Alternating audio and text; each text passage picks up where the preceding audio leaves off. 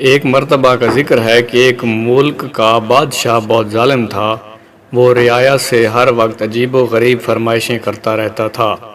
اس کی عوام اور خاص طور پر اس کا ایک وزیر اس سے بہت تنگ تھا۔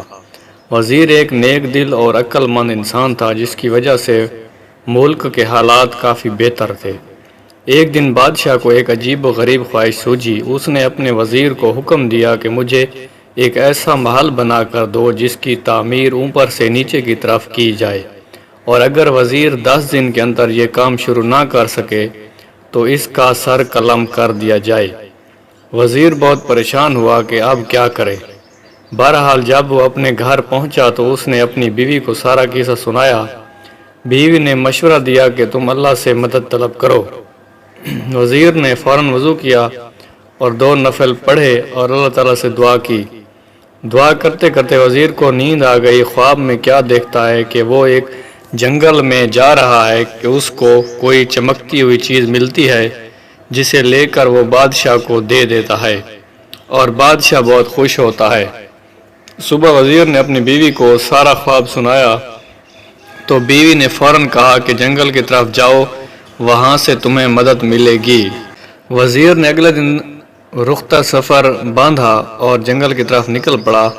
وہ تھوڑا بہت آرام کرتا اور پھر چل پڑتا۔ چلتے چلتے اس کو 5 دن ہو گئے لیکن کچھ کامیابی نہ ملی، تو اس نے سوچا کہ چلو اب واپس چلتے ہیں، اسی مسئلے کا کوئی حل نہیں۔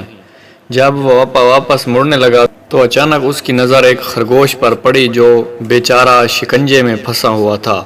نیک دل وزیر نے فوراً شکنجے سے خرگوش کو آزاد کرایا اور پھر واپس مڑنے ہی لگا تھا کہ ایک آواز آئی، اے نیک دل انسان، تمہارا بہت شکریہ۔ وزیر حیرت سے مڑا تو کیا دیکھتا ہے کہ ایک چھوٹا سا بونا کھڑا ہے۔ وزیر کے پوچھنے پر اس نے بتایا کہ اس کو ایک جادوگر نے خرگوش بنایا ہوا تھا۔ شکنجہ کھولتے ہی جادوگر کا اثر زائل ہو گیا۔ وزیر نے اسے اپنی مشکل بتائی تو بونے نے اسے اپنے ساتھ چلنے کو کہا۔ چلتے چلتے وہ وزیر کو ایک غار کے پاس لے آیا اور اسے اندر جانے کو کہا۔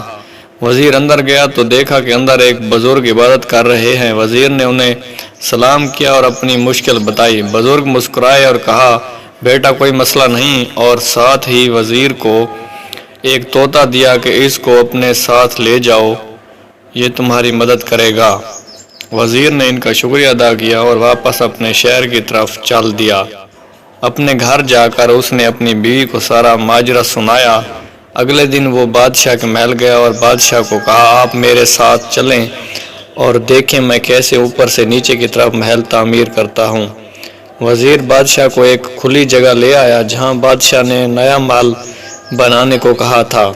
اس جگہ مزدور اور مستری اور تعمیراتی سامان پڑا ہوا تھا۔ وزیر نے طوطے کو ہوا میں چھوڑا اور کہا، چلو میاں مٹھو اب اپنا کام دکھاؤ۔ طوطا اڑتا ہوا کافی اونچائی پر چلا گیا اور آوازیں لگانی شروع کر دیں کہ اینٹیں پکڑاؤ، اینٹیں پکڑاؤ۔ بادشاہ یہ سن کر غصے میں آ گیا اور وزیر کو کہا، بھلا اتنی زیادہ اونچائی پر کوئی اینٹ کیسے پہنچائے گا؟ وزیر یہ سن کر بولا، حضور والا، اگر اتنی اونچائی پر اینٹیں نہیں پہنچائی جا سکتی تو اوپر سے نیچے تعمیر کیسے کی جا سکتی ہے؟ بادشاہ وزیر کی عقل مندی دیکھ کر بہت خوش ہوا اور اس نے اپنے غلط کاموں کی معافی مانگی اور وہ بھی ایک نیک دل اور اچھا انسان بن گیا۔